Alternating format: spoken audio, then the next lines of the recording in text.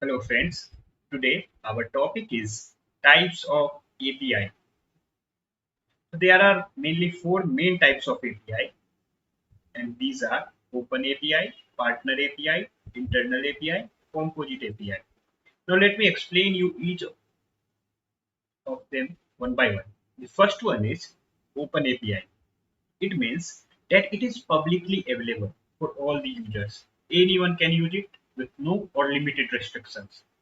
So for example, Oath API, Twitter API, GitHub API, etc. These are the API which is provided by the uh, Twitter's GitHub for the public usage. Anyone can integrate it in their own application. Now the next one is Partner API. It means this API will be available to the public only after the confirmation from the service provider and the specific rights and the licenses to access it. So, as per example, Twitter and Agora are the API which is partner API. You can use these API by getting the access from the service provider, and then you can use it on your application. Thereafter, we will have internal API. It is a private API developed by an organization for a particular software and is not publicly available, like Facebook custom login, forward password, etc. So these are the API which is used internally for a particular product. It is not available for like publicly use. So these are the internal API available. Now, next one is composite API.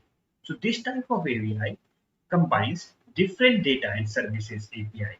Example, sign up API might create user ID, order number, add items, remove items, etc. associated to that user. So when you are using sign up API, when you are signing up into the application with that API, there might be some other API which will be communicated internally, which will be executed internally, and for that particular user, there will be some other detail as well which will be created internally. So those API are called as composite API. Now, there are four different ways that API can work depending upon when and why they are created. So those four ways are REST API, SOAP API, RPC, WebSocket. Now let me explain you about REST API. So these are the most popular and flexible API found on the web today.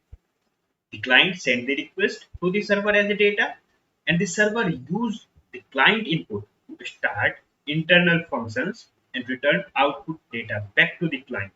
So this is how the REST API will work. We will see more in details in the upcoming videos about REST API. Now the second one is SOAP API. These API use simple object access protocol. Client and server exchange message using the XML format, XML data format. This is the less flexible API that was more popular in the past. Nowadays, very rare or few company or some company which is having already built application on this with the help of SOAP API will be using these things. Now, thereafter, we have RPC API. These API are called remote procedure calls. The client complete a function or procedure on the server, and the server send output back to the client. This is how the RPC API will work. Thereafter, we have WebSocket API. It is another modern web development API that uses JSON object to pass a data.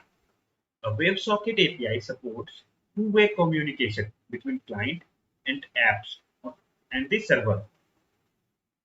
The server can send callback messages to connected client, making it more efficient than the REST API. So this is more efficient than the REST API, which is frequently used in our day-to-day life in the IT industries. So these are the four different ways that an API can works depending upon the situation.